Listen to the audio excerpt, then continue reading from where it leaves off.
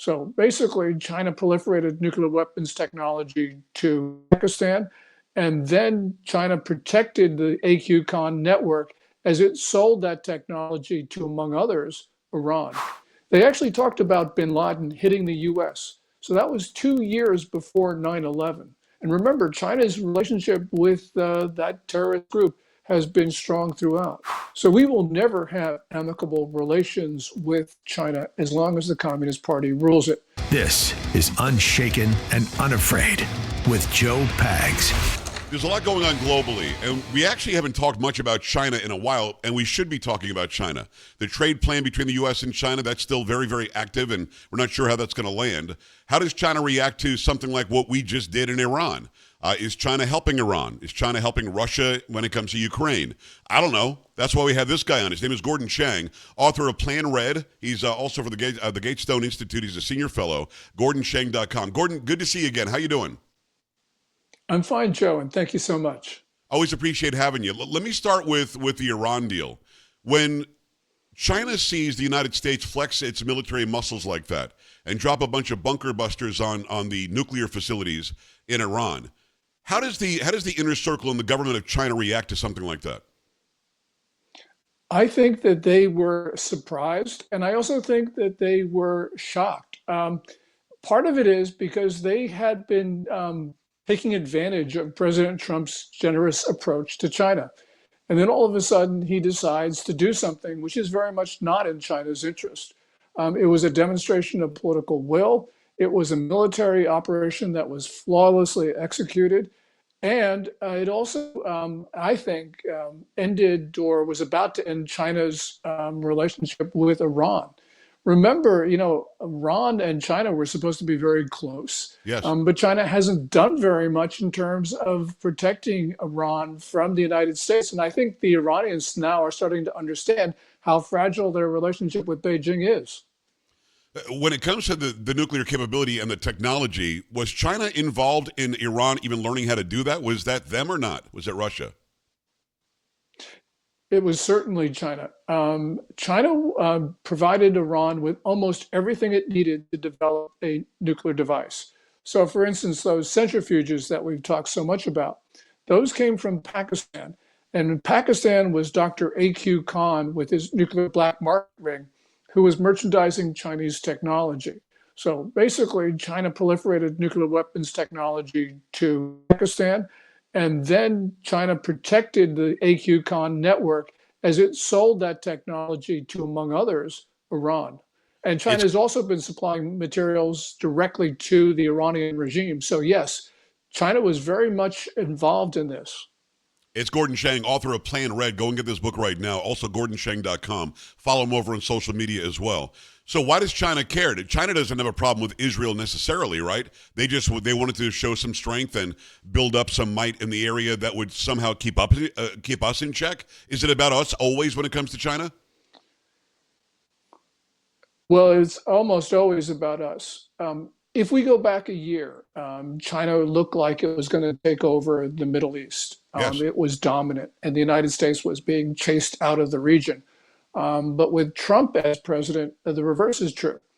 So with President Trump's triumphal tour through the Gulf in May, we saw the reassertion of America's position in the region, and China lost some friends. It lost Saudi Arabia, Syria, Qatar, and now it's losing Iran.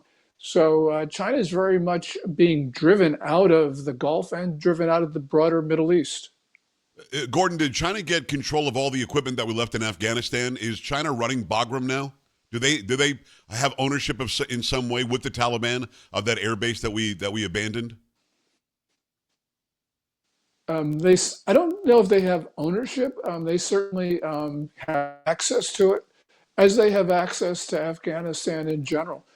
We've got to remember that China had long relations with Kabul, well even before 9/11. And so China's relations with the Taliban were quite strong before that horrible event. And so, we've got to make sure that we understand where China stands in all of this. That book, Unrestricted Warfare, written by those two Chinese Air Force colonels in 1999, they actually talked about bin Laden hitting the US. So that was 2 years before 9/11. And remember, China's relationship with that terrorist group has been strong throughout. Get Gordon's book. It's called Plan Red, China's Project to Destroy America. What is the problem? And I know that the mentality in China is way different than a Western mentality, something that I probably can understand. You lived there for a while. You can understand it much better than I can. And hopefully you can explain it to my audience and to me. But what is their inherent problem with the United States? Why can't we coexist? What is their issue? Well, they believe that they're in an existential struggle with the United States, Joe. And it's not because of anything that we have ever said or done, but because of who we are. An insecure regime in Beijing is worried about the inspirational impact of America's values and form of governance on the Chinese people. So we will never have amicable relations with China as long as the Communist Party rules it. And that's why in 2019, People's Daily, the most authoritative publication in China, carried a landmark editorial in May that declared a, quote, people's war on us. And this may sound like propaganda to American ears, but that phrase has resonance in Communist Party history. People's war means total war. We know that because PLA Daily, which is the main propaganda organ of the Chinese military, in 2023 explained what People's War meant. So we've been put on notice. And the reason why this is important is because this strident anti-Americanism is creating a justification in the minds of the regime itself and among the Chinese people for a strike on the United States. For those who are watching this, there's a little bit of a chop in the video, but the audio sounds perfect, so we'll continue with Gordon Chang. Really incredible information. So do the people, the residents of China, believe they're at war with us, or are the people different than the propaganda arm of the government? And the reason I ask is, I was there, you lived there. There really is no free press whatsoever. Even if you Google something, it tells you a lie about if it involves Tiananmen Square, let's say. So do the people of China believe that they're at war with us too, or not? I don't think so. I think most people right now in China, they certainly don't want war. And they're much more concerned about their livelihoods. Remember, the main store of value of the Chinese middle class is property. 70% of the wealth of the middle class is represented by real estate. And that real estate has declined in value by substantial percentages for the last couple of years. So the Chinese people feel pretty poor right now. And of course, the economy is not very good. It's probably contracting. They are very upset about the COVID rules. So really what we have is a population that has opted out of Chinese society, many of them, especially the young. And we have people who are leaving, as we saw at the southern border. We had tens of thousands of Chinese who decided to give up everything and live in our country. Now, some of those Chinese who came across our border are agents and operatives, but most of them are just middle-class Chinese who decided they wanted a better life elsewhere.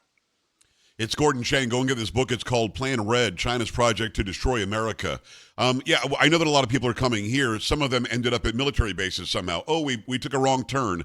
We're at military bases. We had the Chinese balloon that circumvented the entire nation. I mean, obviously, they're still trying to spy and get information on us. They're buying property that's adjacent to military bases. What's all that about? If they get the property and they do the surveillance over top, what do they gain? Okay, there are a couple things going on here. With that balloon, what they saw was our reactions. Those are something that they couldn't have gotten any other way. Or So lack they of saw reaction. the Let me just say almost that. complete failure of NORAD. Or lack of reaction by the Biden administration. They literally let it continue. I don't mean to interrupt you, but I mean, you're right. I'm just adding to what you just said. Biden literally waited till it was out over the Atlantic after it went through all of Canada, all of Alaska, all of our United States, and then they shot it down over South Carolina once all the data was gathered. So it was just a test of strength or weakness? Well, first of all, they did want to pick up as much signals as intelligence as they from the balloon. But as I said, they learned something they couldn't have learned any other way, and that was how we reacted or didn't react to that balloon. And they learned a couple of things. It was not just Biden. They learned the complete failure of the American military.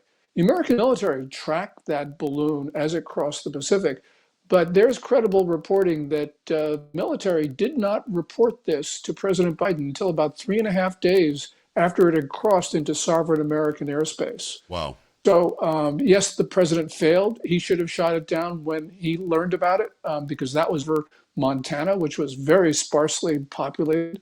But it was a failure, first and foremost, of the American military.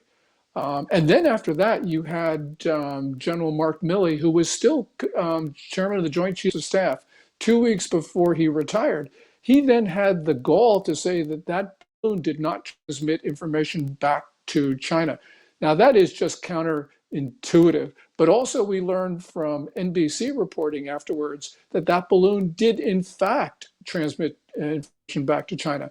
So they saw that the top American military officer was basically supporting, was saying something that was not true, and he had to know it was not true, and he was doing it to cover for China. So yeah, we got some real problems, and it's not just Biden; it's also the guys in uniforms. It's Gordon Chang. Gordon, what is your name on X so you put it out there for people? At GordonChang. Okay, so at Gordon G. Chang, go and follow him on X. Go to GordonChang.com. Let me ask you a little more about Milley. As you know, at the end of the first Trump administration, he literally called his counterpart in China and said, "Don't worry, if we launch an attack, I'll let you know." I mean, Gordon, I'm paraphrasing, but that's pretty much what he said to the Chinese military leader. What do you make of that? He hasn't faced charges over that. Is that not treason? That's pretty close to treason. This is clearly a firing offense. And also, with something like that, if Milley felt that, the president of the United States was not fit to be commander in chief, well, there's a constitutional procedure to deal with it. It's the 25th Amendment. So that's what he should have done. But calling up our enemy to do that, that is not only inexplicable, but it's indefensible. He should be court-martialed. He should face life imprisonment for that. Did China take advantage of, you already mentioned the military and they were testing our strength or weakness. We know that Lord Austin was in the hospital getting cancer treatment, never told his number two in command, never told the president of the United States. Does China pay very close attention to that stuff? There was literally no leadership of our military for a couple of weeks while Lloyd Austin was getting treatment for cancer in the hospital. And there was the commander-in-chief had no idea. Right. And that was a firing offense too. I mean, President Biden should have fired Lloyd Austin. Even if he thought Lloyd Austin was the best Secretary of Defense ever, which is not the case. Right. That was a failure of Lloyd Austin's primary responsibility, which is to maintain himself in the chain of command. If there were a war, for instance, the chain of command runs from the President of the United States to the Secretary of Defense to the combatant commanders. There would have been a hole in that. And clearly that was a firing offense. Does China, though, in Beijing, do they sit back and go, whoa, there's no leadership at all for their military right now? I mean, is that something that they monitor very closely? Did they not know what was going on? They knew what was going on because they have really good intelligence in the United States. So, yeah, I'm sure that they knew about that. It is Gordon Chang, Plan Red, China's project to destroy America. You gave us the insight into Iran, and China's hands are all over that. We talked about Afghanistan. What about Ukraine and Russia? Russia will win that war through attrition, if nothing else. They've got more people. But is China actively helping the Russian military? Are they doing anything actively? Oh, for sure. And they've done that before the war even started because they greenlighted the invasion of Ukraine from all we can tell. That was that joint statement that Vladimir Putin and Xi Jinping issued on February 4th, 2022, just 20 days before the attack. That was when Putin was in Beijing for the Winter Olympics opening ceremony. And, we saw that no limits partnership. Also, we saw Russia wait until after the Beijing Olympics to actually launch the war, which is a real sign that Beijing didn't want that to occur during the games. But then, it's more than that. China's been supplying military intelligence, diplomatic and propaganda support, elevated commodity purchases, which is financial support, and then, of course, supplying weapons and components for weapons. And on top of all of that, there are Chinese mercenaries fighting for Russia, and those mercenaries not be in Ukraine were it not for China's support. And it even gets worse than that because you have Chinese People's Liberation Army officers at the front in Ukraine, presumably advisors or observers, but China's all in on this. It is Gordon Chang. So, again, is it because we're supporting Ukraine? I don't think we should be, not to the level that we are. But it can't be China's got a problem with Ukraine. It must be that they're waging a proxy war with us. Is that what we're seeing? Well, it's certainly a proxy war. China is disrupting the international system by supporting Russia and Ukraine. It's fueling insurgencies in North Africa that look like wars. It's behind Iran, and that was Iran's attack on Israel on October 7th. So we're seeing this all over the play out all over the world. And in addition, there was China supporting Pakistan in the 4-day war in May. So this is China's tactic to disrupt the world. I think that Xi Jinping has taken a page out of his heroes, Mao Zedong's peasant movement playbook, which is to create chaos, because Mao said that chaos would eventually lead to worldwide Chinese. And I think that Xi Jinping has taken that page out of that playbook and doing the same thing. It's Gordon Chang. Now, Gordon, you lived there a long time. I'm going to ask you something off the beaten path, if you don't mind. In Hong Kong for a long time, Shanghai as well. So do you speak Mandarin and Cantonese? Only very, very, very, very little. I speak through my wife. Well, I can understand. I don't speak at all. I mean, I learned 2 or 3 words when I was there, but that was it. You were there a lot longer than I was. What is the general public mentality in China? Is it different in a place like Hong Kong that was under British rule for so long, and it's a very different place than Beijing? Is it different in Guangzhou? Is it different in Shanghai? Are there different mentalities, different sort of ways of thinking in different parts of China, or is it sort of a one China attitude? I was only there for a couple of weeks, 15 days, so I wasn't able to go everywhere and find out everything. And in fact, they tried to show me, I think, the most Western parts of the country, either to make me feel at home or to act like it's not really what it is. So I know it's a broad question, but is there a difference in the people depending on where you are in that country? There still is today. I think there's less today than there was, for instance, at the turn of the century.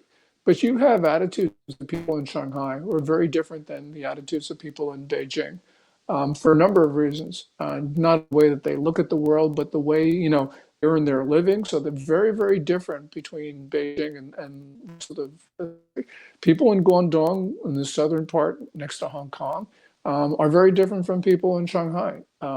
Tibetans and Uyghurs are very different, of course, because they don't consider themselves to be Chinese. And in fact, they are racially different than Han Chinese. And the people in Hong Kong, because they grew up in a very different system, many of them grew up under British rule, have very, very different attitudes than people. So it is a struggle for Beijing to try to harmonize people, as they say. In other words, to get everybody to think the same way. But still, they have not been able to eradicate thousands of years of people looking at themselves, not really as Chinese, but just as Shanghainese or people from, Canton. Very, very different viewpoints. My daughter's from Hunan province, and what I found when I was there is that the black market is alive and well. I mean, I bought some watches while I was there, Gordon. I mean, it was kind of amazing that everybody on the street, they saw me as a Westerner, and they knew that they could probably make some money on me if they had some goods that I wanted. Is there a massive black market there because the economy is on shaky ground? Are people making their own off the books away from the government? Yeah, that's certainly true. And that is certainly true now. The regime has tried to exert central control. But just to give you a sense of this, during the Maoist time, there was no private enterprise permitted. Under Deng Xiaoping, his successor, when Deng went what is called the Southern Tour, which is going to Guangdong province, it was a signal to the Chinese people that private enterprise would be permitted. And then literally overnight, people then strung up lights, out tables, and started selling goods to people. So that's the entrepreneurial spirit in China that has been there for a very, very long time, especially in the southern parts of the country. So yes, that remains. And if you find Chinese outside of China, they are also got that entrepreneurial spirit. So like my dad, which is a much longer story, but the point is, Chinese have that gene in them. And they've got the entrepreneurial spirit in them. Why crush that? Let me ask you this, because maybe it's a dumb question. You could tell me if it is. But if you've got the entrepreneurial spirit, you've got people who want to succeed, people who want to do as well as they can. That would help the economy. That would make China a stronger country. Why have such an iron fist on them? Why not just let them do it? Yeah, I mean, they're no dumb questions, by the way. Thanks. Are dumb answers, but no dumb questions. And the reason is that the Communist Party believes the most important thing is control.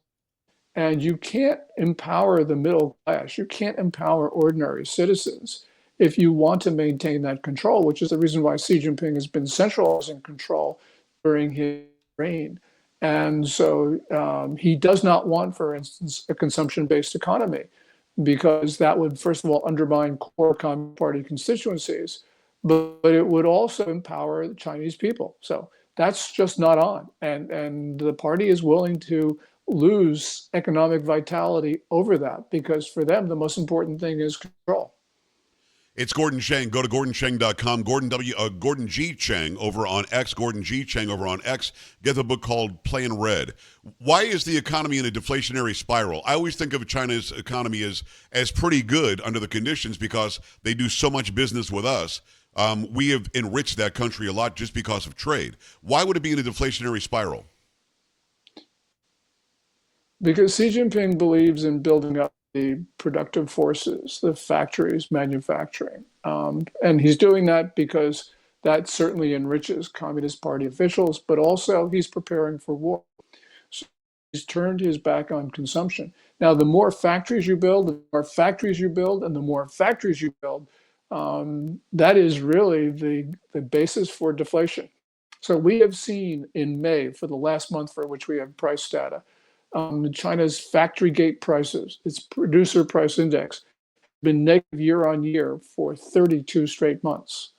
And now it's starting to affect the consumers, because May was also the 4 straight months of decline year on year in the consumer price index.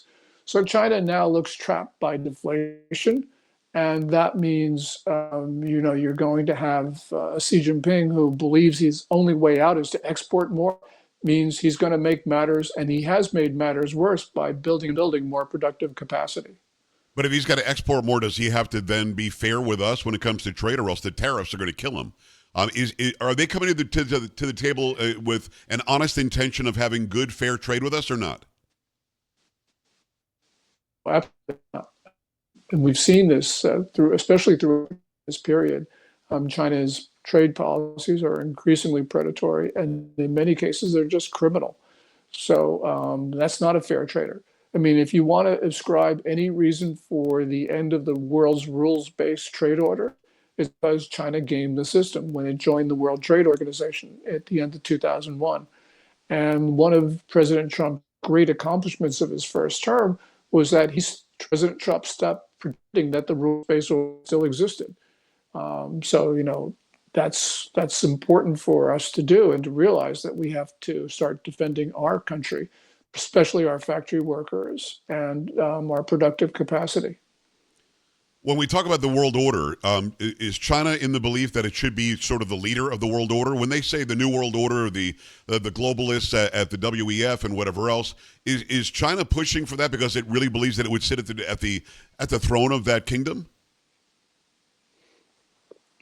The answer to your question is yes, but it's worse than what the people of Davos think. And the reason is that Xi Jinping has been pushing the notion, which is an imperial era notion, that Chinese rulers not only had the mandate of heaven to rule what they called Tianxia, all under heaven, but that heaven actually compelled them to do so. And since 2017, Chinese officials have been talking about the moon and Mars as sovereign Chinese territory. So Xi Jinping is the most ambitious aggressor in history. So if you have that view, you sort of find the globalists in the World Economic Forum to be, helpful to you, because they promote a notion of global rule, which eventually China then would then take advantage of to promote worldwide Chinese rule. And let's remember, this is not control. This is not domination. This is not exerting hegemony over. This is direct rule. That's what Xi Jinping has been pushing. So the United States, at best, is a colony in Xi Jinping views the world. GordonChang.com is the website. Go to Gordon W. Chang, Gordon G. I don't know why it's even W. Gordon G. Chang over on X. Gordon G. Chang. Get his book called Plan Red. Gordon, I think I've asked you this before, but if you don't mind elaborating on it, I'd love it. I think my audience would love it. Who is this guy? Where did he come from? See, we here in America are insulated by our own devices, and we see our own elections. Maybe we'll hear about an election over in England or something, but I have no idea how Xi Jinping became the president of China. How does that go down? And that's another great question. Xi Jinping is the son of a senior Communist Party official from the Maoist and the Deng era, and he was sent down to the countryside during the Cultural Revolution, as many people of his age were.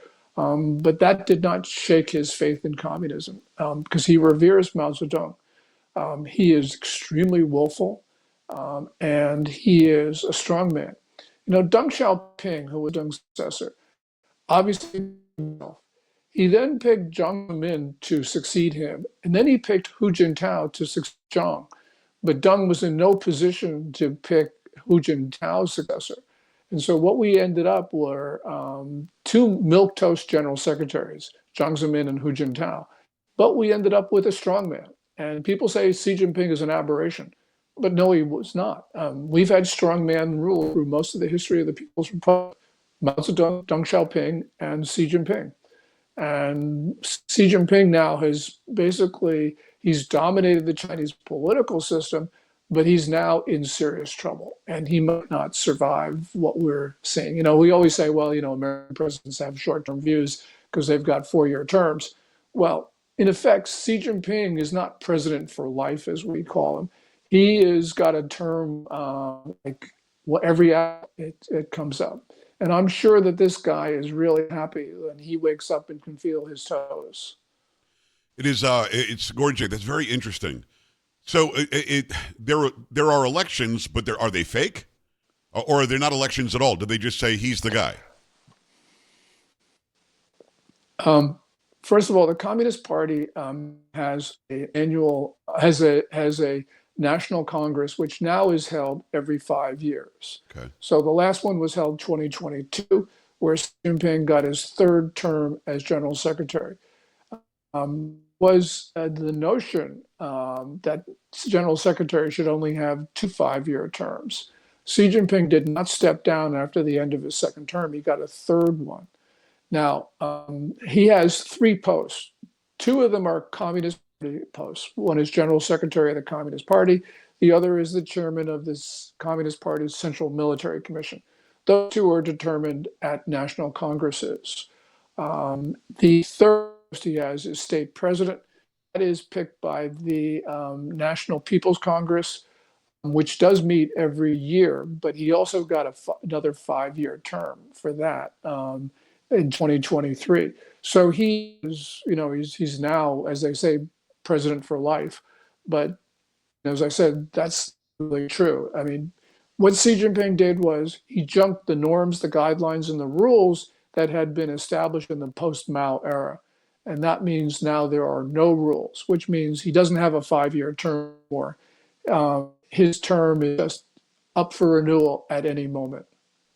Do the people of China have any say, or is that make-believe? Do they actually go and cast a ballot? No, they don't. They don't have a say.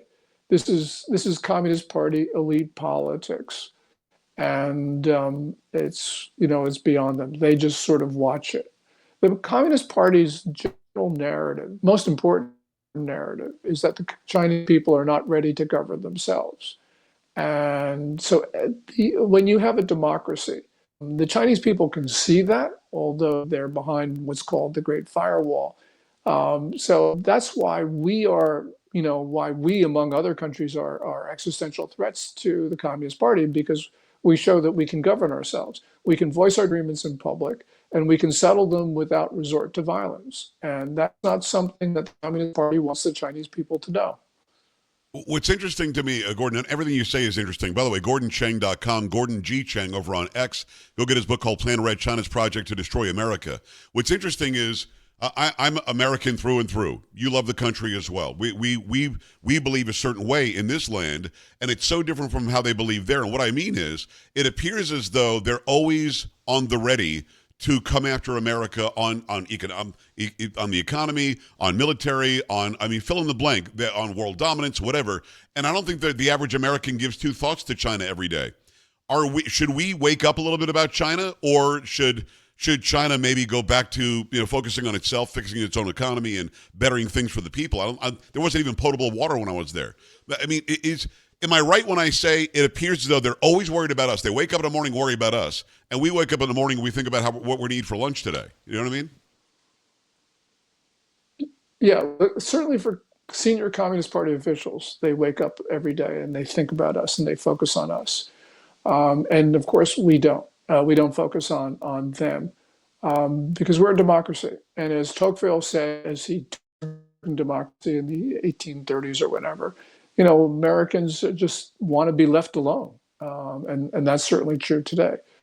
But right now, the Chinese are not leaving us alone, and they're assaulting our society, and they are ready to strike because I think that the greatest security threat are the Chinese networks that are in our country, and they're just waiting for the go order. But they have been watching our patterns. They've been seeing our vulnerabilities. They've been trying to intrude in our military bases. They've got this illicit surveillance of our infrastructure. These are guys who are ready to kill a lot of Americans when they're told to do so. Wow. Gordon, how do we know who the good guys are and the bad guys are? In your opinion, should we just shut the border off to anybody from China right now until we know? I mean, is there a way of knowing, who the sleeper cells are and who the good Chinese people are who want to just come here for freedom? That's sort of really hard to know. And that's a really important question you ask because there's a lot of learning on that. Most Chinese, as I said, in our country, they come here because they want to live in a free society. But every Chinese national is under legal compulsion to spy. That's the 2017 National Intelligence Law of China. Also, the Communist Party's top-down system demands complete obedience of every Chinese national. So you talk about Chinese American citizens, you talk about American citizens of Chinese descent like me. Well, we're not safe either. And the reason is that the Communist Party will go to American citizens of Chinese descent and say, if you don't do what we want, we will harass your, mother in Guangdong province or whatever. Wow. China has weaponized its nationals, but American citizens of Chinese descent.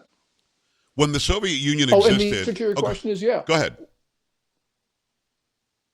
Yeah, and the answer to your question is yes. I believe that we should shut our borders because right now, when Christopher Wray was FBI director, he was making a very clear and convincing case that China was overwhelming the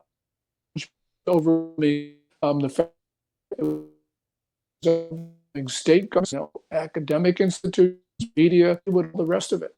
And until we get a handle on this, I think that we start to need to not only close our borders, but to start removing some Chinese nationals in our country because they are dangerous. And we have seen this with this increased tempo of incursions onto our military bases, among other things. So, yeah, this is an urgent priority. There was a blip in the audio a little bit there. If you don't mind, Christopher Wray said, and then you listed off a few things that he said were most important about that we should keep an eye on when it comes to Chinese nationals that are here. If you don't mind, just tell me what you said there about Christopher Wray. Yeah. Yeah, Christopher Wray, when he was director of the FBI, talked about how China was overwhelming the resources of the FBI. He was saying, for instance, that his agency opened up a Chinese counterintelligence operation every 10 hours. Oh, wow. He said, and he also talked about the cyber attackers, about how many defenders the FBI had and how many cyber attackers China had. It was like a 50-to-1 ratio or something, if I remember correctly. But that's just the FBI. They're overwhelming CIA. They're overwhelming local law enforcement. Just complete domination of our society. And they have been able to obtain a lot of information because of that. So, yeah, we've got a real problem right now. And if we don't start removing these Chinese networks, we're going to lose our country. The only thing that prevents a Chinese attack right now is Xi Jinping doesn't think it's in his interest to launch it, but he's ready to do that. It's Gordon Chang. Go to gordonchang.com. Get the book called Plan Red. When I was growing up, the Soviet Union was still around, and we had to do drills where we had to hide underneath our desks. We were all worried about nuclear war, everything else. But I remember very vividly that every once in a while, somebody would defect from Cuba. Somebody would defect from the Soviet Union. I've never heard of somebody defecting recently, in recent years, from China. So when the Chinese nationals are here, China allows them to come here. And as you said, there's some 2017 law that makes it known they have to spy, they have to collect data and intelligence. But can somebody from China say, I am defecting to the United States, I am disavowing everything that I held in China? Yeah, the Chinese need a passport to travel, and of course that's issued by the government. But people have been able to come here right when the Chinese government wants. China got embarrassed by the flow of Chinese migrants across our southern border, so they clamped down. And we saw a reduction in Chinese migrants because of that. But yeah, in that group of migrants across both our southern and northern borders, we have seen a couple of elements. One of them is just desperate Chinese, and the other are agents, operatives, and soldiers. And so they're mixed in, and it's really hard to tell who is who. But I'll tell you that there are some very disturbing events. So, for instance, we talk about our southern border, but our northern border in some ways is more dangerous because there are more elements in the terrorist watch list that cross from Canada than cross from Mexico. And I'll just give you an example. In February last year, 3 Chinese nationals were apprehended trying to sneak into Maine under cover of darkness. Now, there was a 4th Chinese national on our side of the border who was there obviously by prearrangement to help the other 3 get in. Now, the reason why this is so ominous is because, if you want to live in a free society, the first thing you gave yourself to Border Patrol to get benefits from New York and also to put yourself in the asylum waiting line. Right. I mean, if you were trying to sneak in during the Biden administration under cover of darkness, you're coming here for no good. Now, we don't know whether it was criminal or whether these were agents of Beijing, but they were coming here for no good. It is Gordon Chang. It's all very, very frightening because, again, we're not as aware here on a daily basis as people are around the rest of the world.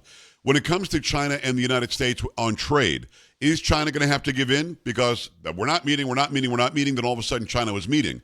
And I don't think that the average American understands the economic struggles of the Chinese government right now.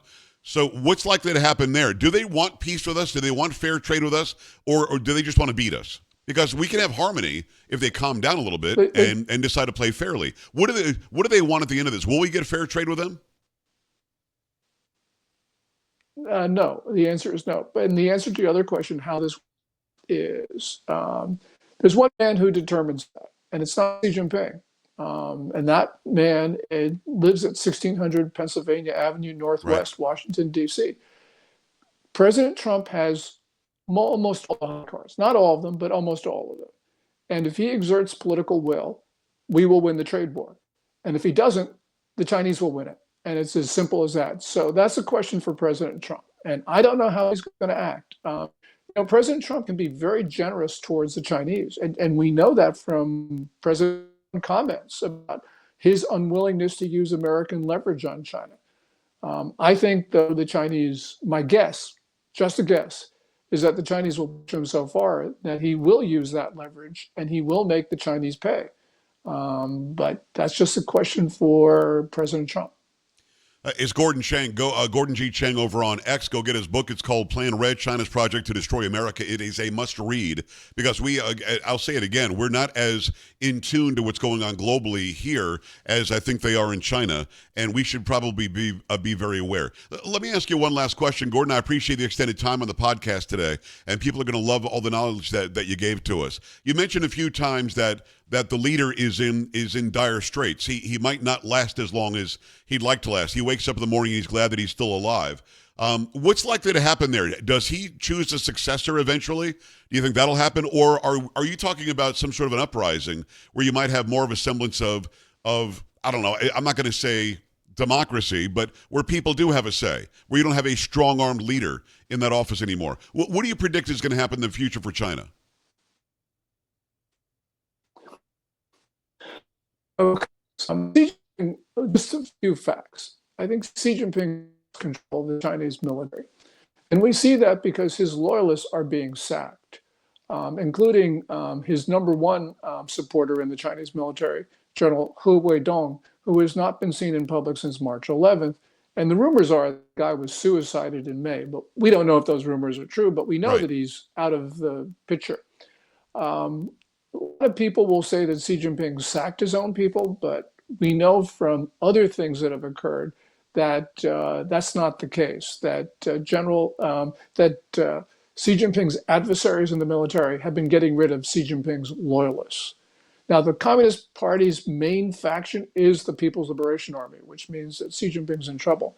We've also seen Xi Jinping's signs of trouble among the civilian leaders as well, although we don't have as much corroboration for that. You know, he could end up being tossed out, especially in August after Communist Party leaders traditionally meet at a seaside resort informally, or he could be kept on as a figurehead. I think that's probably the most likely, that he sort of staggers out with reduced powers. These people, we know that they're angry. We saw this from an extraordinary series of protests that started in October 2022 when the regime couldn't control people across China. And we saw protests across the country over one thing or other. Eventually, they died down after about 3.5 months, but the party, I think, was in real jeopardy. So, yeah, China is turbulent, which means we can't assume stability there. If we can't assume stability, it means it becomes very, very difficult to predict how this works out. But probably it doesn't work out that well. We just have to wait day by day and watch it. Even if he were to be removed or became a figurehead, that doesn't mean the Communist Party loses control, right? This is actually fighting among the communists themselves. Absolutely. That's absolutely right. So, for instance, people, the most powerful figure in China now is a general, General Zhang Yaoshao, who is the number one uniformed officer. And they say that General Zhang is actually picking the next leader of China among a number of civilians. So those, of course, are Communist Party senior leaders. And I think what they're going to try and arrange sort of a very smooth transfer that way. But, Xi Jinping's a strong man, which means he's a fighter. So, when you think about the possible scenario, if Xi Jinping is resigned to his fate of being tossed out, we're relatively safe. If Xi Jinping is strong and he can't be challenged, that's not as good, but we're a relatively stable situation. It is really very bad for us, which is what I think is probable, and that is Xi Jinping is fighting back. And the reason is that he has an incentive to start a war someplace or to attack the United States, because he knows that although he can't rally the Chinese people to his side, what he can do is he can cause so much trouble that other Communist Party figures, as a practical matter, can't challenge him, which means that Xi Jinping has the incentive to issue that go order to China's operatives in the US, for instance, or to cause more trouble in the South China Sea, you name it. But I think that the most probable explanation for all of this is that Xi Jinping is fighting back, and we're going to see a lot of turbulence. And you're looking at a cornered rabid dog, and that's exactly what came to mind when you were saying that. He might have to do something extraordinary to rally the party around him and to somehow show his strength before he's kicked out. It is all very interesting, Gordon. The knowledge that you have is unbelievable. Go to GordonChang.com. Get this book called Plan Red, China's Project to Destroy America. Go follow him, Gordon G. Chang, over on X. Thank you so much for the friendship and for the great knowledge, as usual. I appreciate you coming on the podcast. Thank you. Oh, well, thank you so much, Joe. I appreciate it. Thank you, Gordon. All right, that's it for Unshaken and Unafraid with Joe Pags. For this episode, another one to drop very soon. Make sure you like this, subscribe, and go follow Gordon everywhere. We'll be back soon.